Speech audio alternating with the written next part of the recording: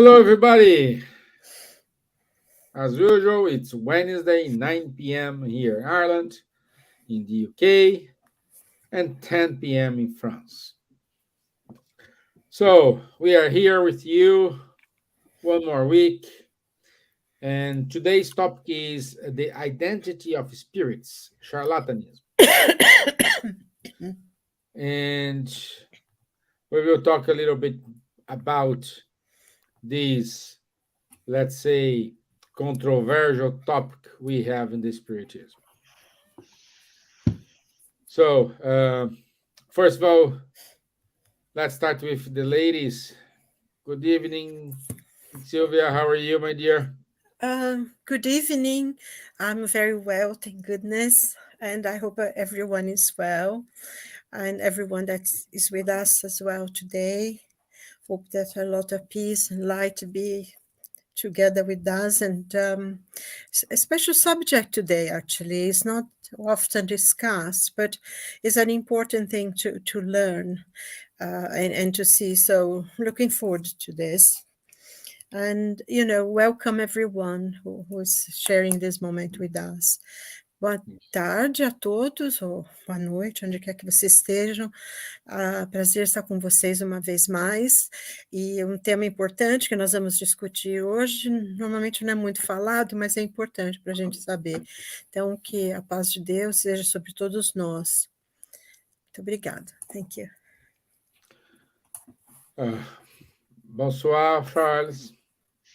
Bonsoir Stevan, bonsoir à tous. Très heureux d'être à nouveau parmi vous ce soir pour parler de ce sujet un peu délicat sur la médiumnité vénale, le charlatanisme. Donc c'est un sujet qui demande à être mieux compris. Pourquoi la médiumnité ne peut pas devenir une profession. Donc on va essayer de vous expliquer tout ça. Hello, good morning, good afternoon, good evening to everyone. Very happy to be here again with you today to talk about this subject of identity of spirit and charlatanism, which is quite important. There is a lot of abuses in this field since a very long time, as we will see. And it's really hindering, jeopardizing the perceptions that some people have about spiritism. And that's why we will explain you the different reasons why mediumship cannot become a profession. Yeah. Okie dokie. So let's start with our video. Let me share my screen. Okay.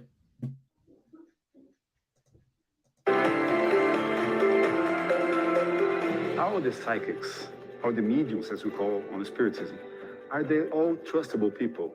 Can I trust them? What they tell, does it really come from spirits? And if so, does it come from good spirits, spirits well-intended? First, not all spirits are well-intended. Not all spirits are wise people. They are just like you and I, without a body. So a stupid person without a body is a stupid spirit. So everything that comes from spirits should always pass through your reason, pass through your mind. See what they're telling you. Does it make sense? Is it for your own good? Or is something really kind of weird? Is it something that's not going to be good for you or for the other people around you? Wise spirits, they never advise a bad thing. They never advise a thing that does make sense. For example, if a spirit comes to you and say, every Monday you should use purple.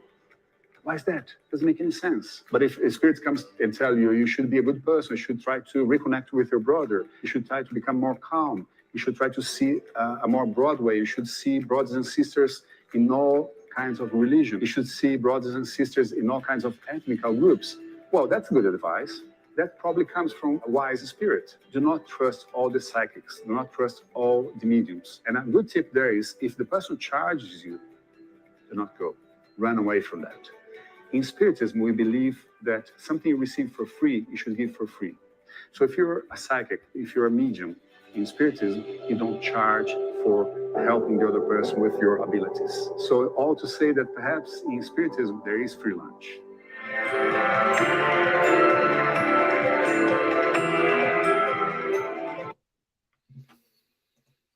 Okay, so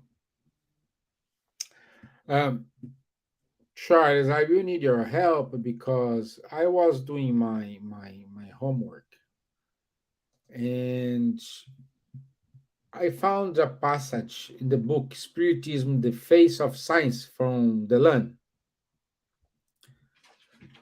and it's saying here in the fifth part, chapter 3, Delan says, according to the codifier or Allan Kardec, absolute disinterest is the best guarantee against charlatanism. If he does not always ensure the excellence of intelligent communications, he nevertheless deprives bad spirits of a powerful means of action and closes the mouth of certain detractors. So, as we said since the beginning, today we explore this part of the Spiritism which is attacked as a problem. Is they trying to make this the biggest problems in the spiritism. But as Charlie said since the beginning, this is not new. And this goes to my first question to Charles is what it is charlatanism in spiritism. And does Kardec have faced this problem during his time when he was incarnated? Yes, of course, he did face this problem. And not only Kardec, this problem is very old. When we look to Moses, for instance, he was forbidding the Hebrews to practice the mediumship. Why did he forbid? He forbid because the Hebrews who were in Egypt took this bad habit from the Egyptians to try to explore the credulity of some people, making money by making some false promises or lying, saying that they were mediums. So this is what Moses has forbidden, this Mosaic prohibition about mediumship. So you can see it's 3,500 years ago. It was already a problem, and probably also even older with the Egyptians. And of course, it was still a problem at the time of Kardec. Anything can be exploited, Kardec saying. So the mediumship did not escape from that. And since there is a kind of a mystification around this mediumship, when a lot of people, they think, oh, this person is medium and get the advices from the spirit, so now I will know everything and no, they have a totally wrong vision of mediumship. And this mystification is, of course, being exploited financially by some people which are honest, and this is, of course, what you call charlatanism, making money out of something which has no consistency and which is not true. And of course, a lot of people not knowing what mediumship is, since official science and education and whatever does not want yet to enter in the spiritualist paradigm.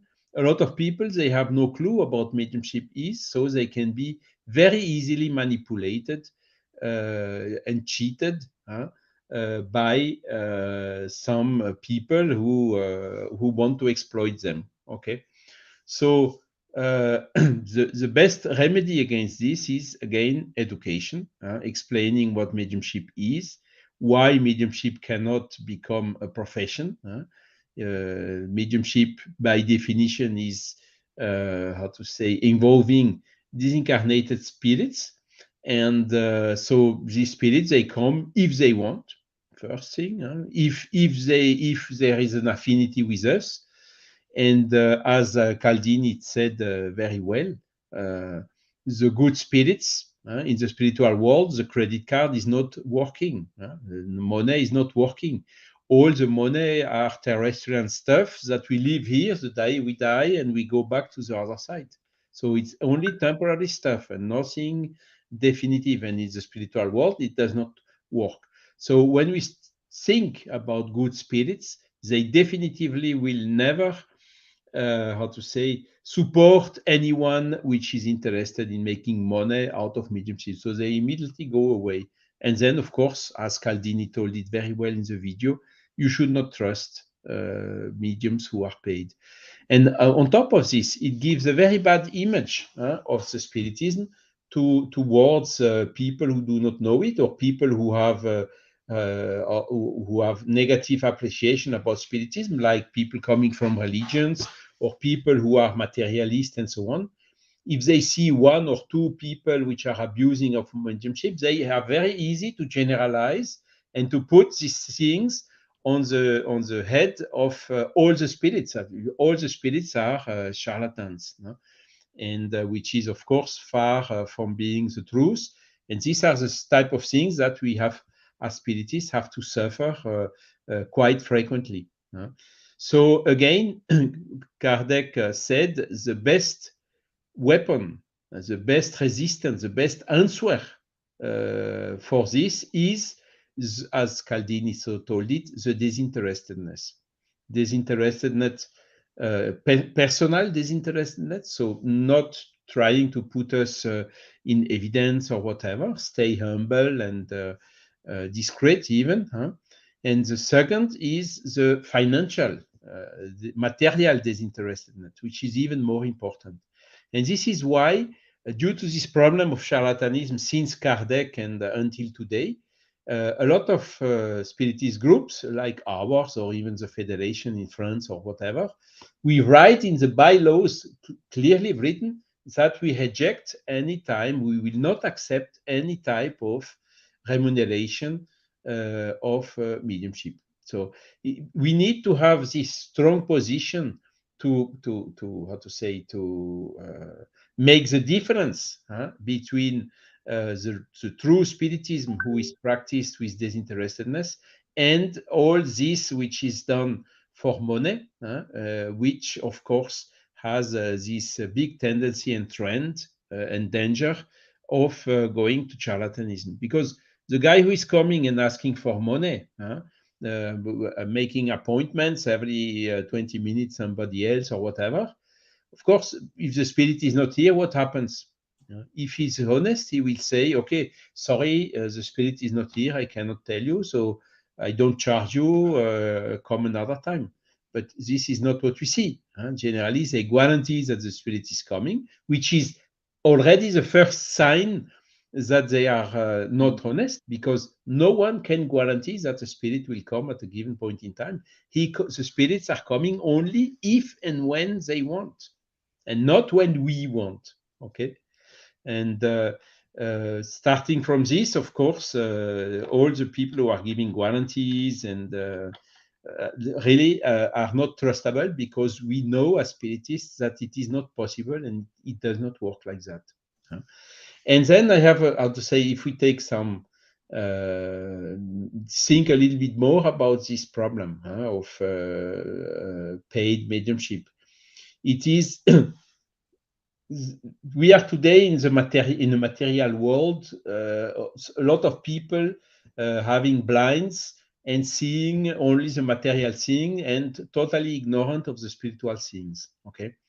And then something is coming, a spiritualist movement, a spiritist body of knowledge, and so on, trying to push us, to elevate us to more to these spiritual subjects and matters.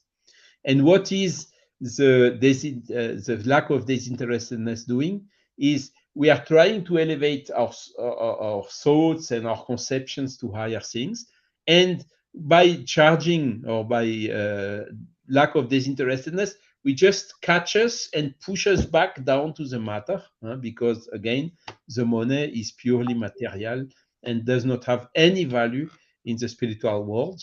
And all what we will have gained by charging for medium for charlatanism will stay here the day we die. And the day we die, we will go with our conscience. And that is then the problem we will have, because we will have the bad conscience of all these persons that we know that we have cheated, that we know we have given wrong messages, that we know we have badly influenced, and so on.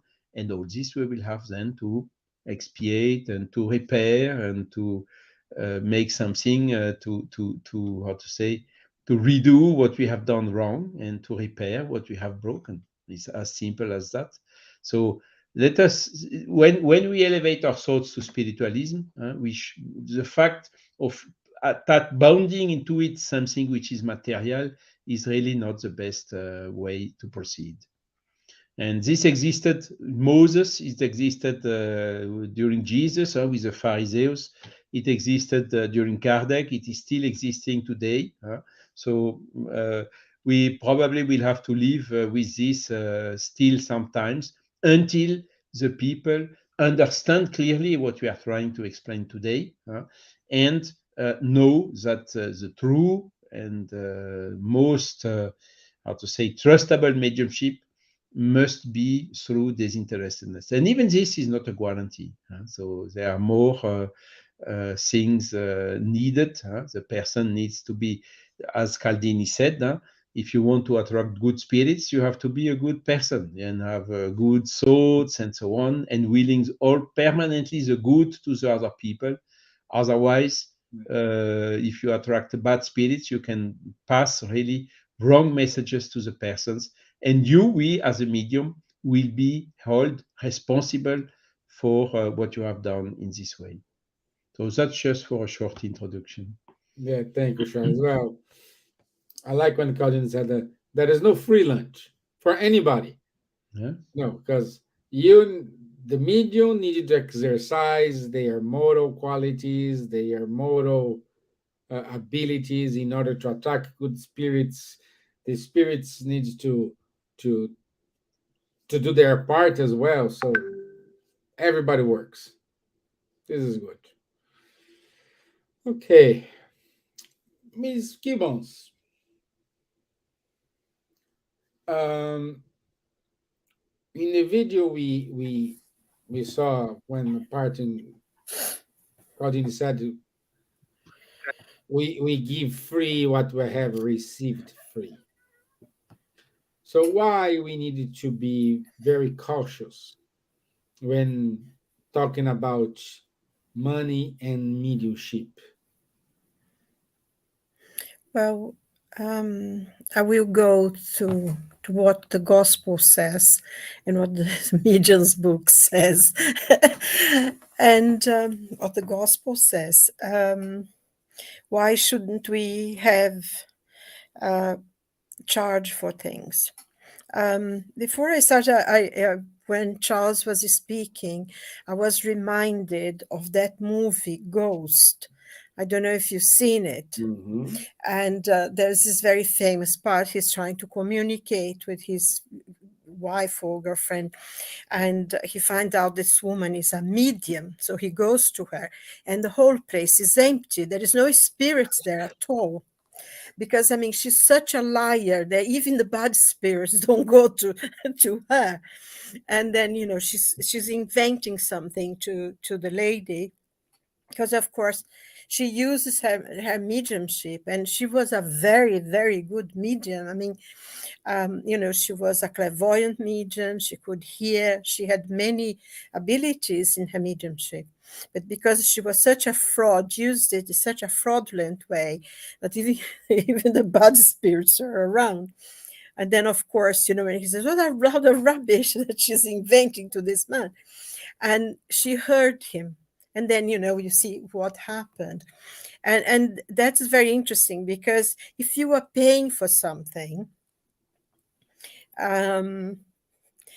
you have to say something, you have to invent. And I think I remember that part in the film, because afterwards, you know, when she really heard him and she could, then the place was full of people, because all the spirits came to her, you know, because she actually she had seen them, so everybody came.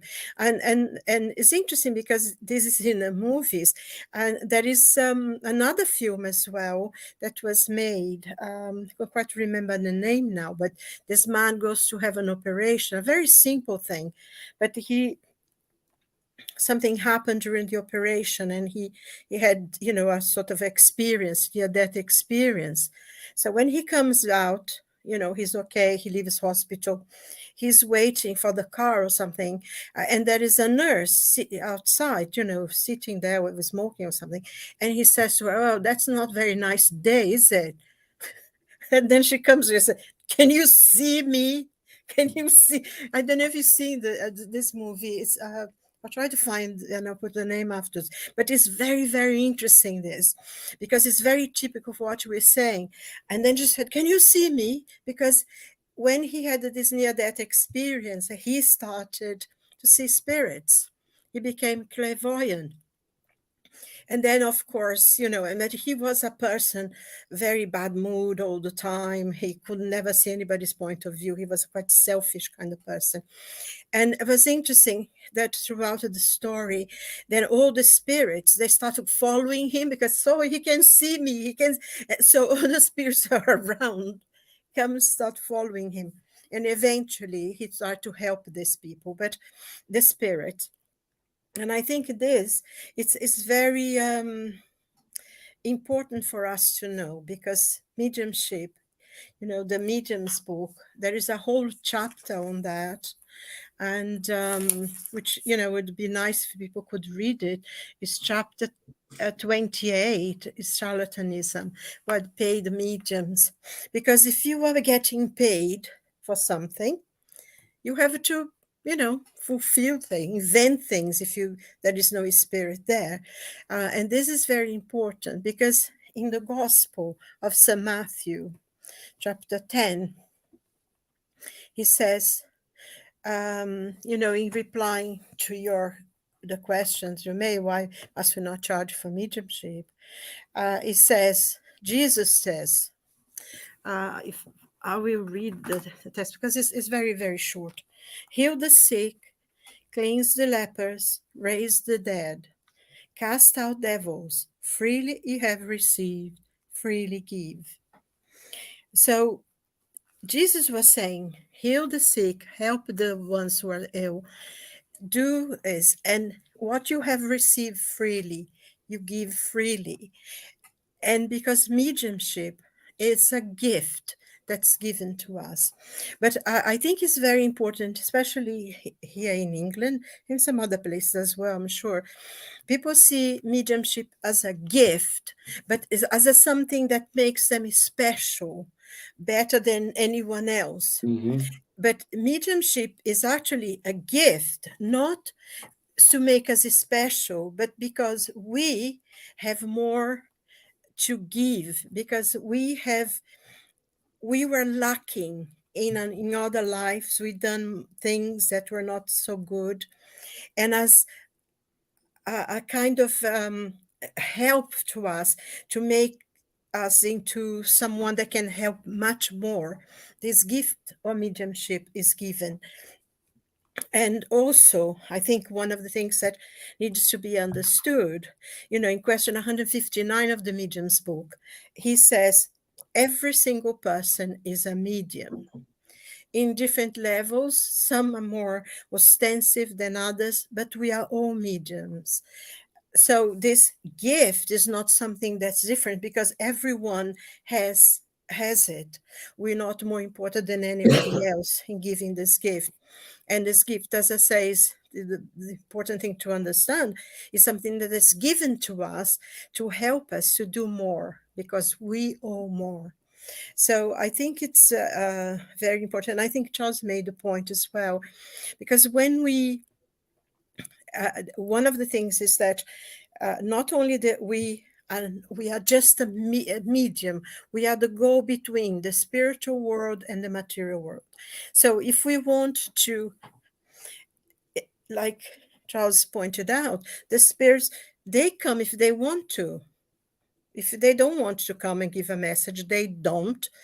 They are not at our beck and call. especially if there are spirits of a certain level, that they're busy, they work really hard in the spiritual world, and they cannot come anytime they want. And even spirits that maybe are not so, but they, mostly they come for whatever reason, to be joking, make confusion. But they also, if they don't feel like coming, they won't. So it's not up to the medium to evoke a spirit and he will answer when he's called, but for the spirit if he wants to. So this is already something that is not in the control of the medium when the spirit comes. And that's why, we cannot charge, because it's something, in a way, it's like we would be being charged for of doing somebody else did the work, and we get paid for it. I think that there is a point here in the medium, in the spirit, in the medium's book, that the spirits explain in Kardec, that it depends very much on the character and on the kind of person that the medium is. Some mediums may be dedicating themselves completely, and they are sincere in their work, and they are getting paid. But it's a question of character and morality. So you can't judge, because I think Charles made this point as well, that Spiritism is very much judged in the question of the mediums. When people say, oh, yes, this is a fraud because you can do this, and this kind of, in a way, this fraud, trying to get money from people, or turning the mediumship into a profession, is a very dangerous thing, because it's easy for the medium to get lost, not having because also not every spirit can communicate to a certain medium. It's all question of vibration between one and the other. Sometimes the spirit will come, but because they don't vibrate in the same level as the medium, they cannot give a message. So they may ask somebody else to come and give the message. So the message already be with two people, and sometimes the medium cannot. So what happens? If you are doing for money, you're going to have to say something. And so I think, in conclusion for everything, the best thing really is not to do this for money, for payment, because mediumship is not a profession. I know that a lot of people say, yeah, but I give healing, but I don't have a job because I'm giving healing all day. I'm working in the mediumship all day. I'm giving message to people all day. So I have to get paid somehow. And I think with the best of intentions, always, whenever you make a spiritual thing into a commercial things, into something that you earn money, there is always a danger there of the person being consumed by the money. But also, it's not only financial, but a lot of people may use this as well to become well-known, to become famous, to become a celebrity. And I don't know how it is in other places, but here in England, we have things that come from America that, celebrity mediums, you have Oh my God. Hollywood United as mediums, well. Long Island or whatever.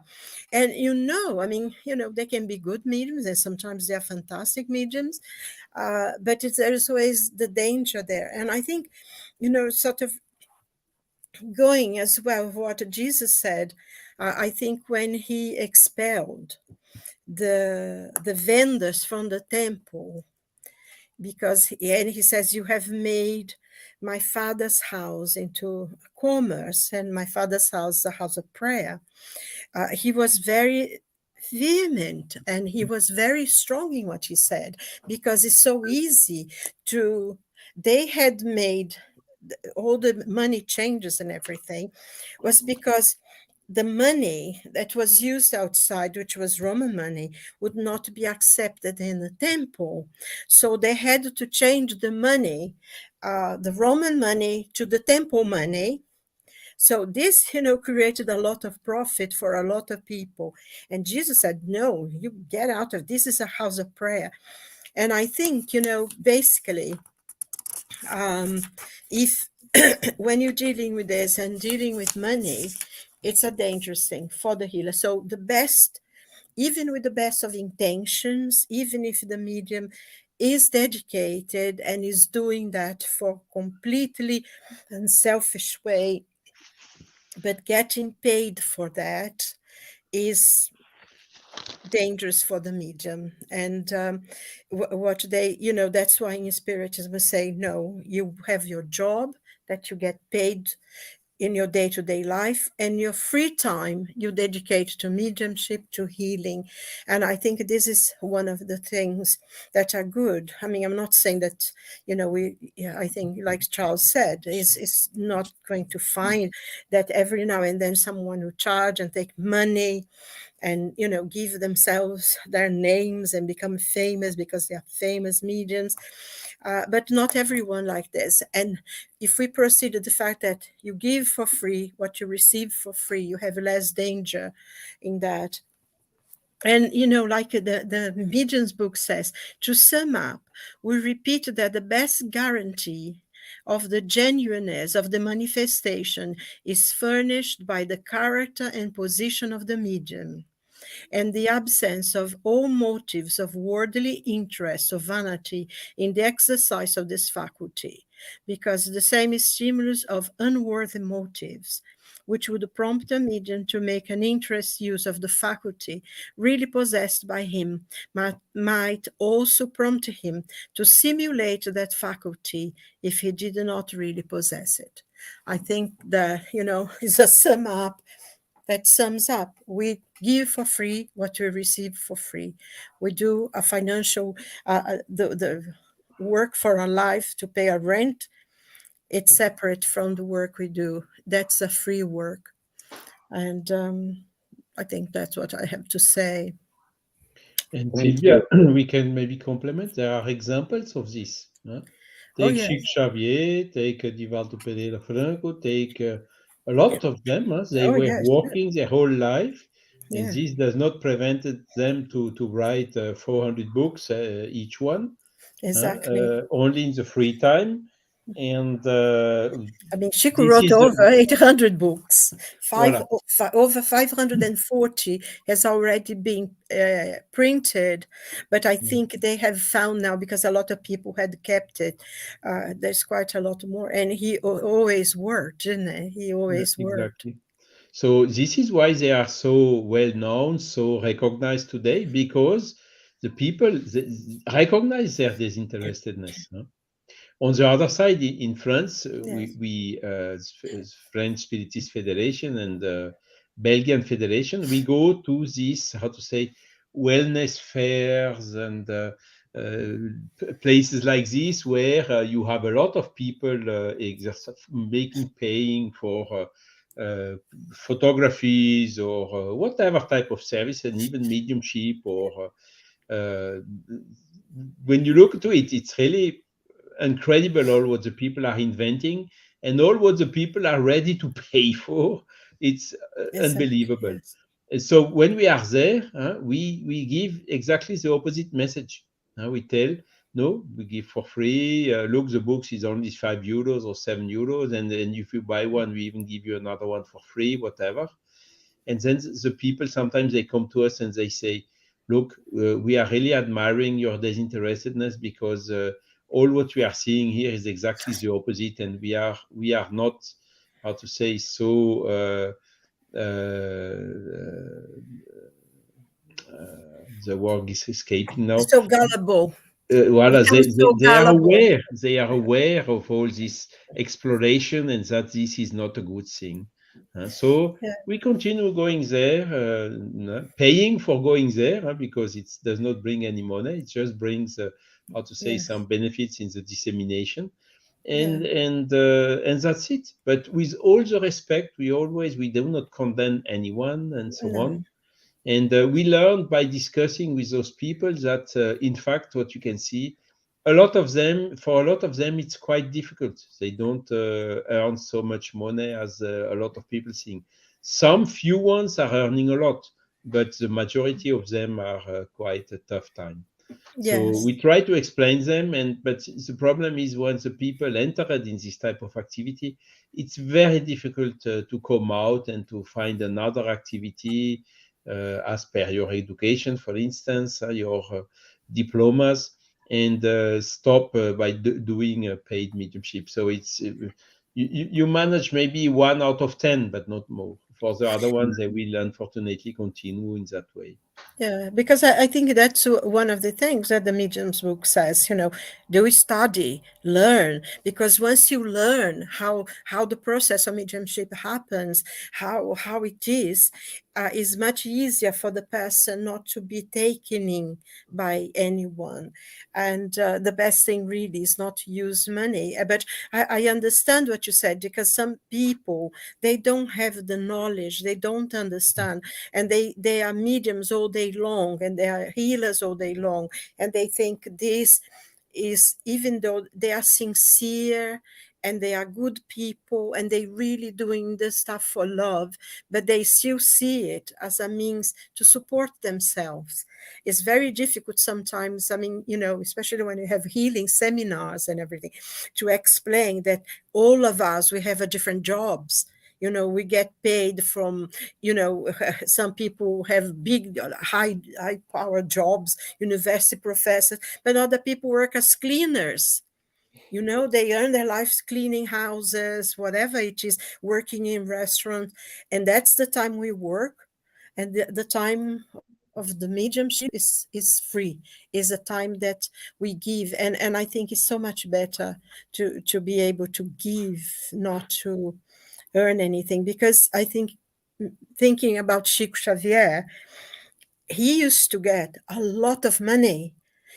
People would give him jewelry, give him farms and all sorts of things. And he would immediately go and transfer it to the hospitals, to the people who came to get food. He asked a lot of people, start this hospital, start doing this, and the money that people would give to him would go straight away to all the charity work that he did. And I think it's the same thing with Divaldo Franco.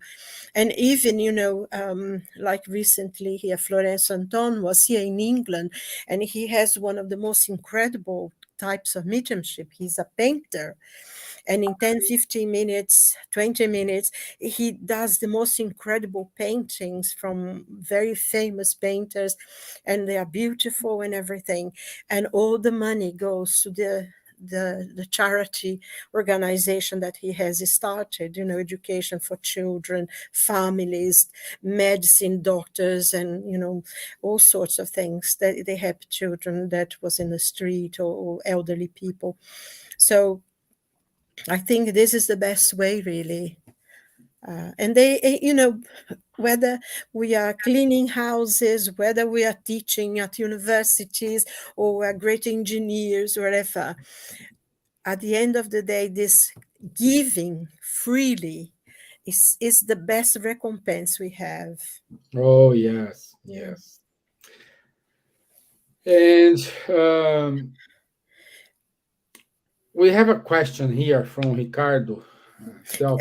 I'm sorry, Stevan. Can you ask Ricardo if he could put what predictions is he talking about? Because he says Xavier prediction. What prediction is that? I think it would be good if he would actually tell us which predictions he's thinking of. Okay. So Ricardo, please. That's another thing. Huh? The people who go to the mediums, when you question them, they come and say, "No, I want you to tell me what I shall do and what I shall not do." So they are What happened to me? somehow delegating their free will to somebody else. And this somebody else, if he enters in this game, he's somehow influencing heavily the free will of the person and being co-responsible for maybe good things if they happen, or also for bad things. So it is really something. Well, And a lot of people, they come also asking for predictions. So the question of Ricardo is very interesting in this way, because a lot of people, they want to know about the future. Will I marry? Will I marry with this one or with that one? Will I separate with my wife or my husband? They want to know a lot of things like this, Yeah. Is there which going are to be a world purely war? exactly. Is the earth going to end? All Yeah, sorts of stuff. exactly. Yeah. And all this, how to say, Kardec was also very clear. What the previsions of the future can happen in some exceptional circumstances, but most of the time they are not true. And sometimes they come from good mediums like Chico Xavier. And even well, Kardec, I want to say Kardec, he made some predictions. He told, for instance, optimistic predictions like 1 or 2 generation more of when the young people are educated spiritists, the whole society will get spiritists, These 2 generations are gone since a long time. Then you see that spiritism, we are only a few percent still, at least here in Yeah. France or in UK. We are a minority. So his prediction is true, but the time frame he gave for the prediction was far too optimistic. And there are cases also with Léon Denis and so on.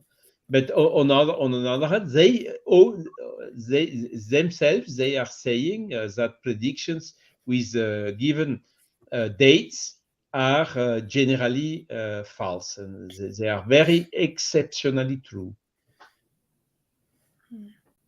yeah. So he put it here, Silvia. Yeah, I saw that a prediction of 50 the years, 50 yeah. years. I think this has been fulfilled. It wasn't a prediction. This is going to happen, and I think that's one of the things, because people take stuff so much out of context that before you know it, the things became something that Chico or Divaldo or even Kardec or anybody never said. It's just the people started reinterpreting. I think what Chico Xavier said was that it was given because the situation that the world was at the beginning of the 60s, there was a very, very serious danger of a world war again, which would be the destruction of the planet. And the spirits gave, because of Jesus asked for help, and it was given to humanity a period of time in which, if they were able to be at peace and talk, have discussions, and not go into a terrible war, that things would be better. There would be, it would be a better way of doing things. And we didn't, thank goodness. Negotiations were done. I mean, everybody who knows about the Bay of Pigs, was very, very, we were very close to a terrible thing. And thank goodness, Kennedy was able to talk to the people in Russia and everybody else, and we didn't have a world conflict like we had before. And so in many ways, it was, it has gone, it has passed. And also, I mean, they talk about the Mayan prediction of the, 26,000 years, and it was more or less the same time, and that was said. And we didn't have, a world conflict, thank God. There has been many wars because we are very bellic by our own nature, human beings. But at least, it hasn't been anything that conflict. Now, should we be afraid? I think we should have faith. I think we should pray for God to help us, to guide us, to not only to, we pray for the government, to those who are in power, but also to try to create around where we live, around our family, our friends, a peaceful thing. And fear is not good. Fear is a negative feeling, and it can create all sorts of things. So if we change this, instead of fear with things, for faith that God is with us, that God loves us, that we are children, that we inherited the world, and try to make peace with ourselves, with people around us, create the best world we can within the reach that we have, and pray for those who are in power, those in government, that they also make decisions for peace. I think I would change. Do not be afraid. Be faithful. That's how I would see it.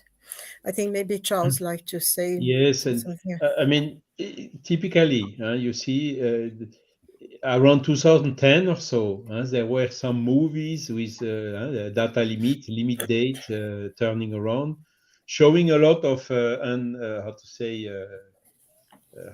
UFOs, UFOs, UFO, unidentified yes. Yeah, it is, you know, it is They've flying. been here. disco voador in English. How is it?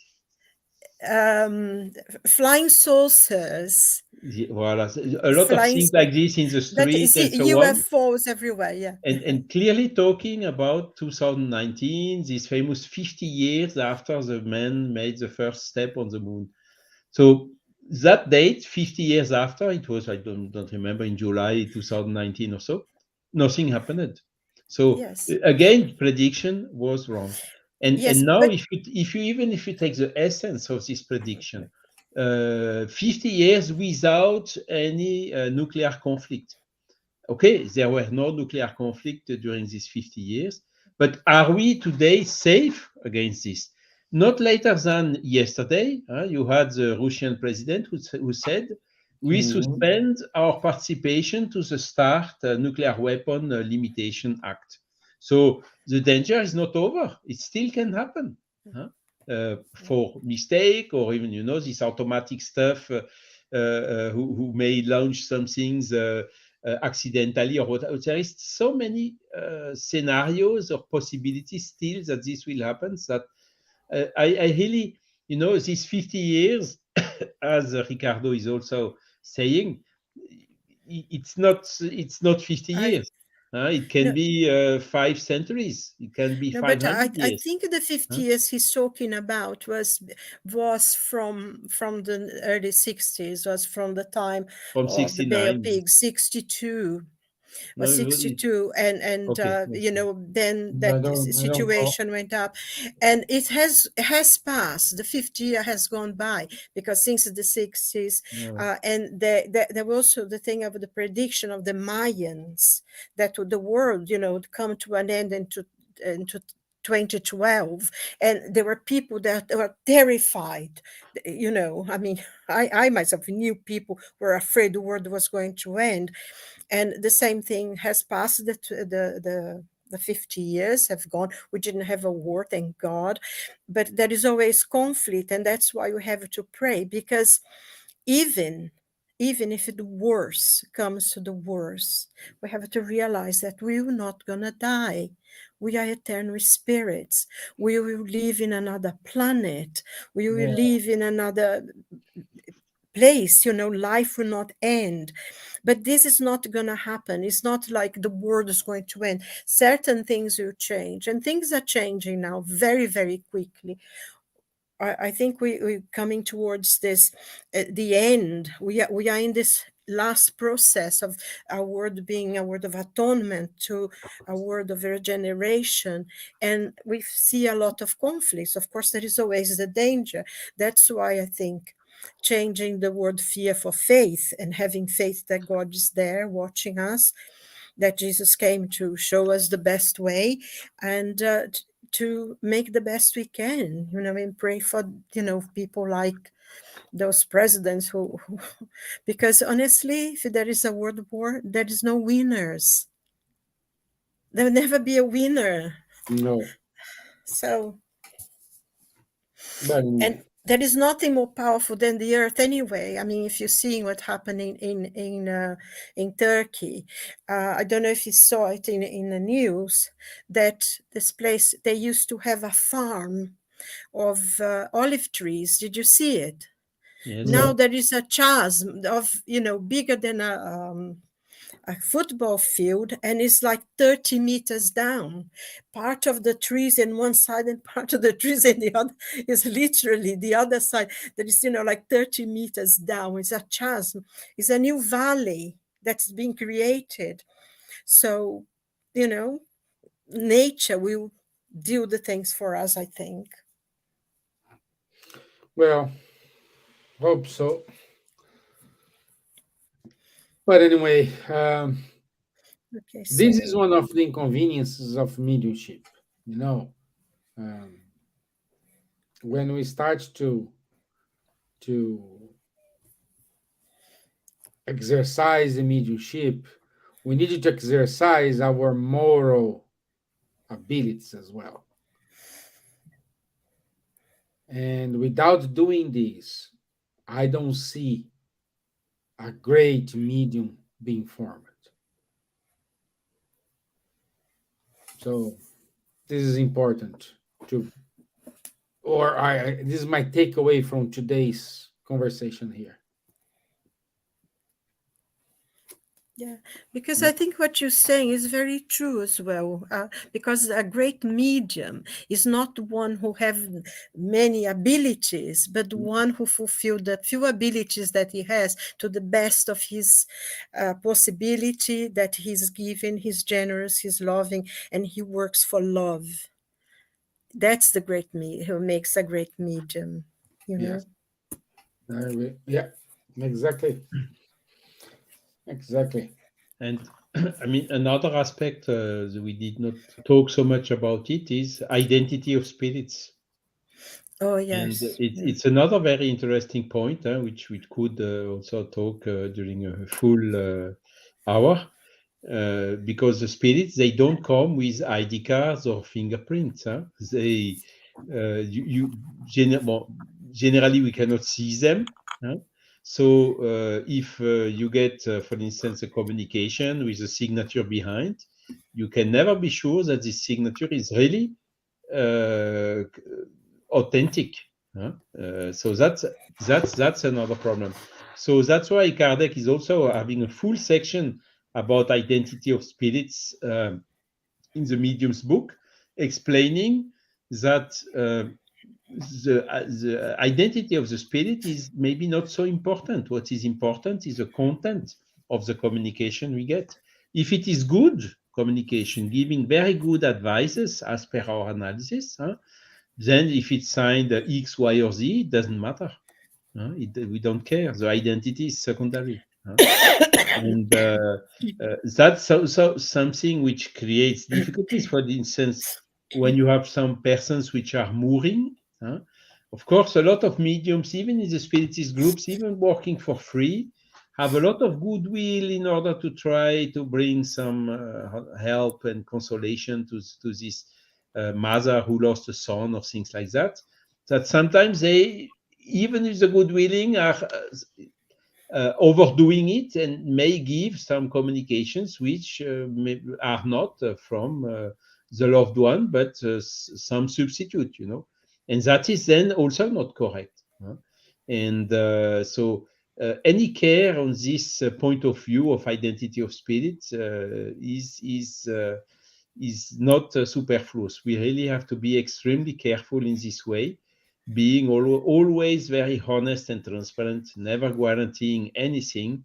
This is the attitude of the good spiritist medium.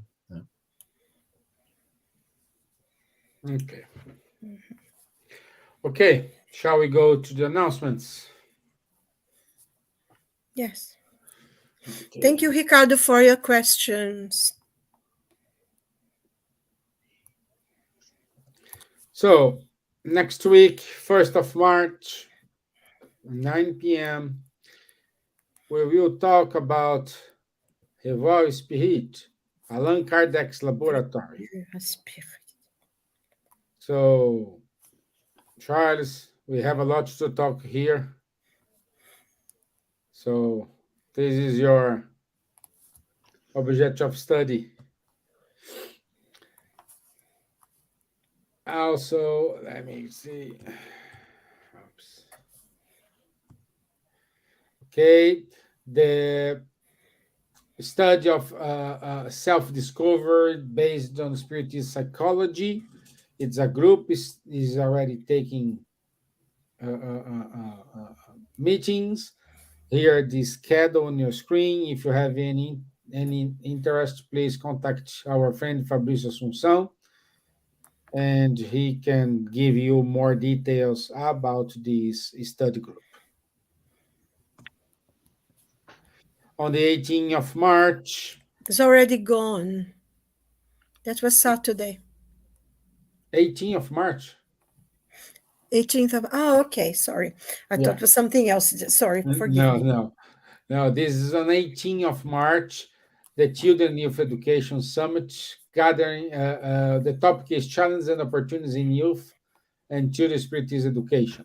I still do not have an update if it is going to be presential or online, but as soon as I have any more details, I will announce here.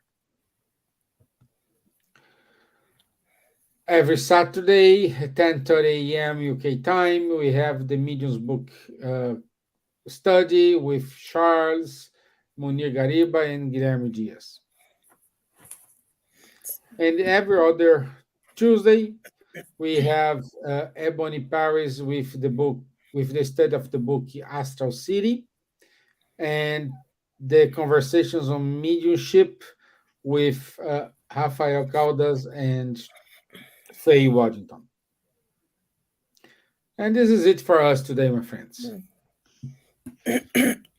I would like to say, you want to say something, Charles? Even for the people who are French-speaking, there is also the yearly gathering of the French-speaking spiritists in Castel of Végimont, and it will be 12th, 13th, and 14th of May near Liège in Belgium. For the people who are interested. Yes. So to register, you go to the website of Mouvement Spirit Francophone. It's lmsf.org.